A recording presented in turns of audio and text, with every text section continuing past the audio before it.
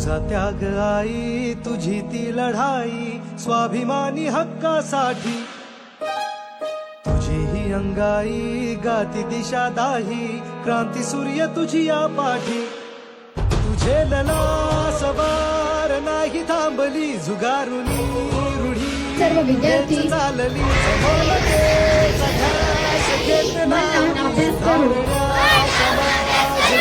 कली जन ज्योती तुझ्यामुळे, तुलाच जीवन समर्पिले. आई वडील व शिक्षकांचा मी सावित्री. ज्या काळात तुला शिक्षण नको असे काम सांगितले होते, त्या काळात हातात पुस्तक घेऊन अंधाराची भिंत रस्त्यात अपमान सहन केला, दगडशेन केले, पण माझ्या हातातील ज्ञानाची ज्योत कधीच कासेस माय नेहमी Varshali Rajendra Thakur. Today I am going to speak about Savitribai Phule. Savitribai Phule is the first female teacher of in India. She है बेटी, खुशियाँ साथ लाती है बेटी, भगवान की स्वागत है बेटी, सुबह की पहली किरण है बेटी. क्रांति ज्योति सावित्रीबाई फुले जी की जयंती के लिए एकत्रित हुए हैं. सावित्रीबाई फुले जी का जन्म 3 जनवरी 1831. योगाने सांगितले शिक्षण हाच मंत्राने जगाने सांगितले, स्त्री शिक्षणासाठी जीवन तिने अडकले, स्त्री शिक्षणासाठी जीवन तिने अडकले. नमस्कार, माझे नाव राखी सुलतानबाई सिंग. आज आपण कसे तुझ्याच पावलांचे पाहुनी भरारी घे, आम्ही दिशा तुम्ही तुझा बसा असा, की उजळल्या पिढ्या उभीत मात मशाल हो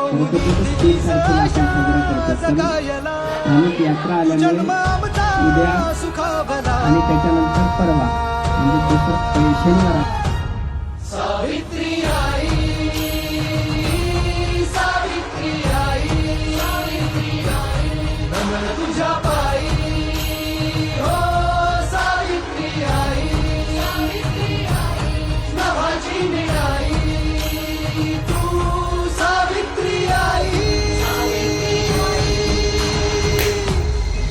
सावित्री, अगं ये सावित्री, हे बघ मी तुझ्यासाठी काय आणलं. हे काय आहे? अगं हे पुस्तक आहे, या पुस्तकांचं वाचन कर. इच्छा आता या वयात कसं वाटेल ते.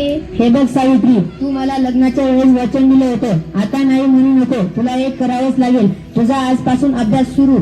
हो, पण लोक काय म्हणतील, किती बदनामी होईल आपली, लोक थुतू करतील आपल्यावर. स्त्रिया या घरातल्या कामातच बऱ्या वाटतात, असं बाहेर जाऊ नाही हो.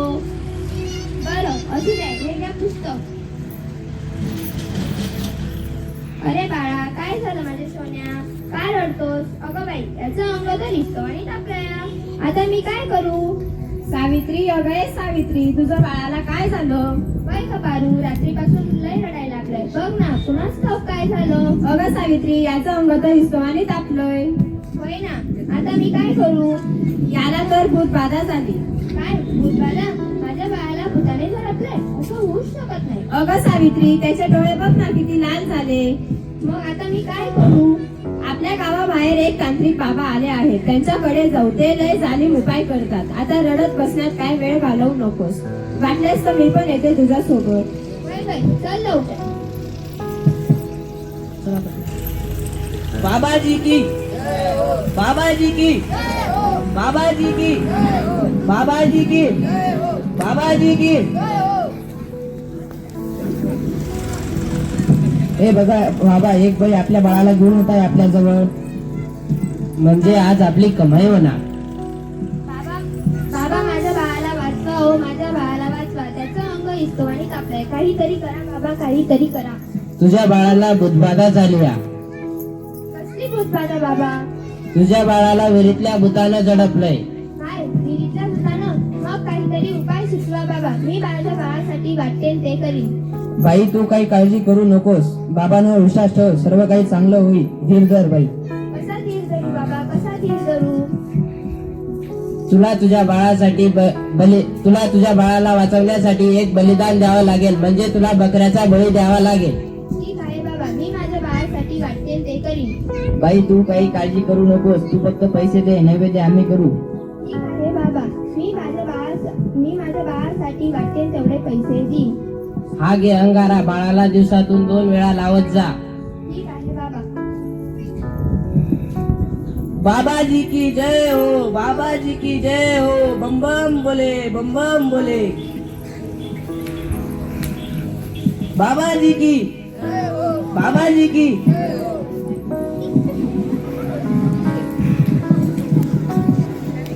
अगं बाई, याचं अंग तर अजूनही तापलंय. काल बाबांकडे जाऊन मी काय फरक पडला नाही. अगं किती रडतोय तो, तुला कितीदा सांगितलं दवाखान्यात घेऊन जा म्हणून, पण तू माझं ऐकू नकोस. अहो, एका ना चिडू नका. जरा हातात घेऊन बघा ना काय झालं त्याला. खूप रडतोय. त्यावेळी तुला सांगितलं होतं घरात प्रसूती करू नको म्हणून. अशा वेळी एका आईचं आणि बाळाचं दवाखान्यात असणं किती महत्वाचं असतं माहित आहे का तुला? पुरुषाच्या हातून प्रसूती करणं लाज वाटते. कसं वाटतं ते? त्यावेळेस दवाखान्यात महिला डॉक्टरही नव्हत्या. मी कशी करणार होती प्रसूती? अगं याचं अंग तर तव्यासारखं दापलंय. अशी कशी गाफील असतेस तू? मग काहीतरी करा ना. दादा लवकर जाऊन वैद्यांना बोलव. बरं जातो मी. अगं असं काय करतेस तू? मी त्याला देवाचा अंगारा लावते. बस कर सावित्री, हा सर्व अंधविश्वास असतो. जरा विश्वास ठेवा. हे बघा त्याचं अंग थंड पडतंय. ए बाळा डोळे उघड, तुझी आई तुला बोलवते. अहो याला काय झालं? हा डोळे का उघडत नाही? मी नाही रणारणाने. मी शिकेन. मी नक्की शिकेन. कारण उद्या कोणी आईला आपल्या बाळाला उपचाराच्या कमतरतेमुळे मुकावं लागणार नाही. म्हणून मी नक्की शिकेन. शाबास सावित्री शाबास, मला तुझ्यापासून हीच अपेक्षा होती.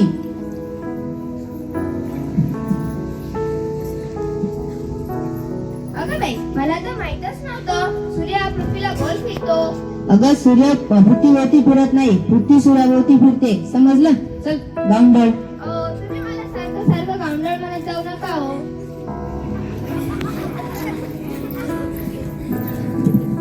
शरम सभी विकून टाकली या सावित्रीने. कलियुग आहे रे बाबा, कलियुग आहे. उद्या डोक्यावर मिऱ्या वाटत तेव्हा कळेल या सुमंत्रावांना. असं कोणी आपल्या बायकोला शिकवतं का? सगळं जग नष्ट होईल. बघत राहा तुम्ही.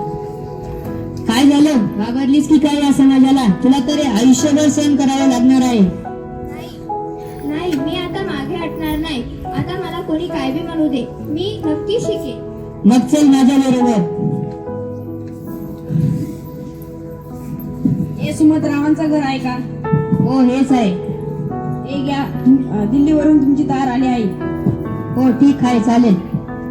सावित्री हे बघ, तुला दिल्लीवरून तार आली आहे. तुला दिल्लीला पुरस्कारासाठी बोलवलं आहे. तुझा दिल्लीला सत्कार होणार आहे. काय? आज हे फक्त तुमच्यामुळे शक्य झालं आहे. नाहीतर मी एकटी काहीच करू शकली नसती.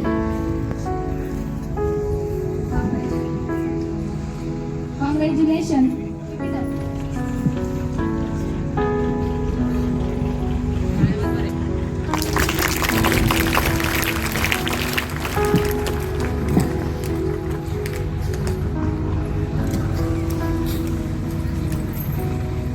आज माझ्या हाताची डॉक्टरची पत्र नसून ती उद्याच्या ते सोनेरी क्षणाची चावी आहे. जिच्यावर आजपर्यंत फक्त अंधश्रद्धा व नकारात्मकतेचे कुलूप लागले होते. मला आज असं वाटतंय ह्या सोनेरी क्षणाची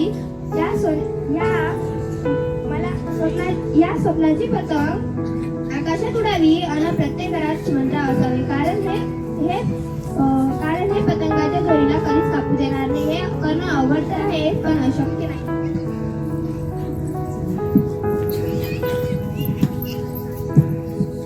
सावित्री चुकलं माझं. मी तुला नाही ते बोलले. पण तू आज शिकून समाजाला धडा शिकवलास. म्हणून आम्ही पण आता शिकू. खरंच सावित्री, चुकलं आमचं, माफ करा.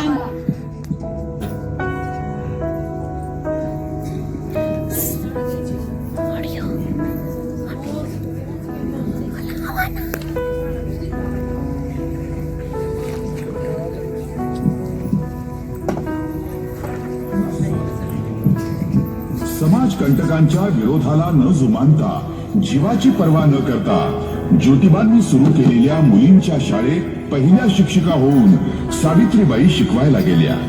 म्हणूनच आज साऱ्या स्त्रिया शिक्षित झाल्या, उच्च पदावर गेल्या. आईचा स्वातंत्र्य प्राप्त अन्यथा काय झालं असतं कल्पनाच करायला नको.